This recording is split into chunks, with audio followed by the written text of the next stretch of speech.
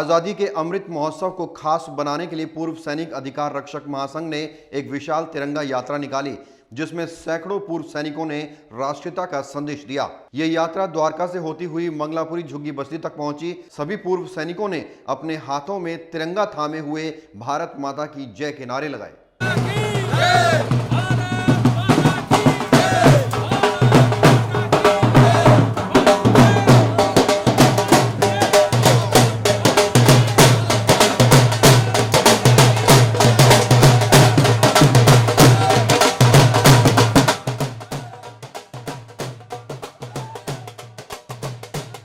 नमस्कार, मैं हूं प्रवीण और आप देख रहे हैं इंडिया टाइम 24 न्यूज़। आज 15 अगस्त का दिन है और आज़ादी के इस उत्सव महोत्सव को पूरा देश मना रहा है। देश के अलग अलग हिस्सों में तिरंगा यात्राएं निकल रही हैं, तमाम कार्यक्रम हो रहे हैं और इस बार की खास बात यह है कि आम जनता के साथ साथ इसमें पुलिस प्रशासन भी शामिल है, पूर्व सैनिक भी शामिल हैं, हेल्थ केयर स्टाफ भी इसको बना रहा है। और यहाँ एक देखिए विशाल रैली निकाली है पूर्व सैनिकों ने।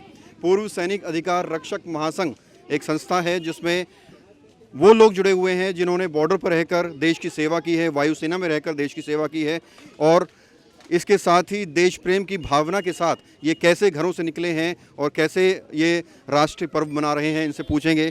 सर, आज क्या कुछ कार्यक्रम आपने रखा है और कैसी भावना मन में लिए हुए हैं? जी, आज आप सबको जानकारी है, आज हम आज़ादी का 75वां वर्षगांठ मना रहे हैं।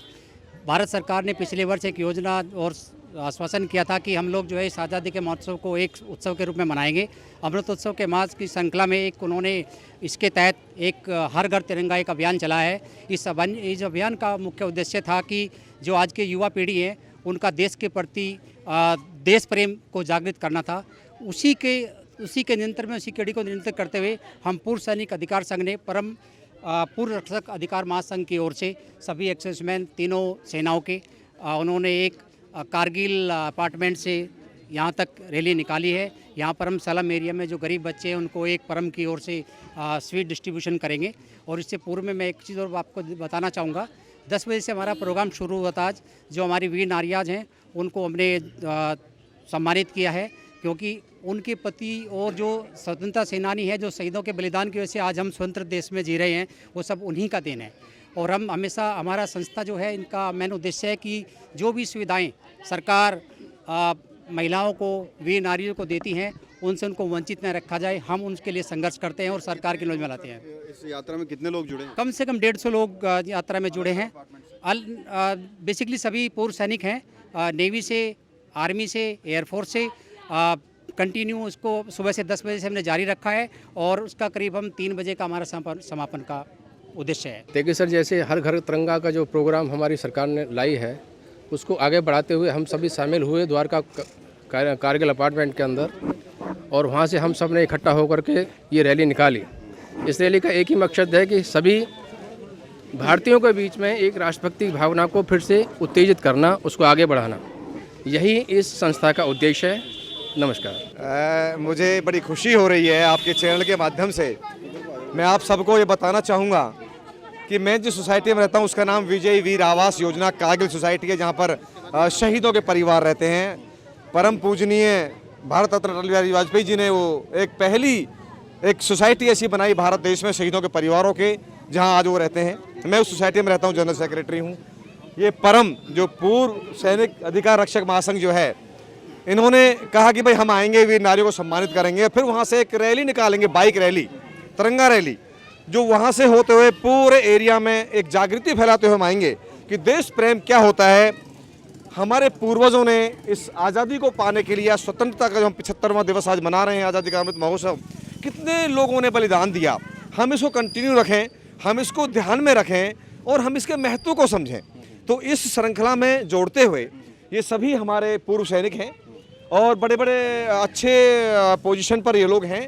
इन्होंने अपना कीमती समय निकालकर बाइक अपनी परचेज की हैं या किसी की ली हैं और बाइक रैली निकाली है। और यहाँ झुग्गी झोपड़ी इस इलाके में आकर के हमने एक पॉइंट बनाया, जहाँ पर हम सभी को ये जागृत करेंगे कि ये अमृत महोत्सव क्यों इम्पोर्टेंट है, इसकी महत्वता क्या है, और यहाँ सभी को स्वीट डिस्ट्रीब्यूशन करेंगे। और आप आए, आपने ये कवरेज किया, मैं आपके चैनल को बहुत बहुत धन्यवाद देना चाहूँगा। Thank you. तो आपका बहुत बहुत शुक्रिया सर, आपने इस भूतपूर्व जो हमारे सैनिक संगठन हैं, पूर्व सैनिक अधिकार रक्षक महासंघ, उसकी योजना को आप कवर कर रहे हैं, उसके लिए मैं बहुत बहुत आभार व्यक्त करता हूं। As a general secretary, national secretary हूं मैं इस मंच का। और जो बात आपने कही कि ये देश हित में, देश भावना, जो देश भक्ति की भावना है, किस तरह से इम्पोर्टेंट है, ये माननीय प्रधानमंत्री जी ने जो ये हर घर तिरंगा का नारा दिया है, ये शायद इसलिए है कि हर एक घर में, हर एक बच्चा से बच्चा को इस चीज़ की एक महानता का अंदाज़ा लग सके, और जिससे हम देश प्रेम की भक्ति को हर एक घर तक पहुंचा पाएँ। और इसी कड़ी में हमने आज कारगिल अपार्टमेंट से वहां से यात्रा शुरू करी है। पहले वीर नारियों के सम्मान का आयोजन किया गया वहां से लेके, और ये सारे भाई हमारे साथ मौजूद हैं, सारे पूर्व सैनिक के परिवार हैं। और ये मैं सारे पूरे संगठन की तरफ से आप सबका एक बार फिर से बहुत बहुत धन्यवाद ज्ञापन करता हूं और हार्दिक शुभकामनाएं देता हूं। बता दें, पूर्व सैनिक अधिकार रक्षक महासंघ से ऐसे लोग जुड़े हैं जिन्होंने अपनी पूरी जिंदगी देश की सेवा में लगा दी। जाहिर है आजादी के मायने इनसे ज्यादा कोई नहीं समझता होगा। यही वजह है कि पूर्व सैनिक हर संवैधानिक पर्व को एक त्योहार की तरह मनाते हैं। इस दौरान देश के योद्धाओं ने झुग्गी बस्ती में बच्चों में खाने के सामान का वितरण भी किया।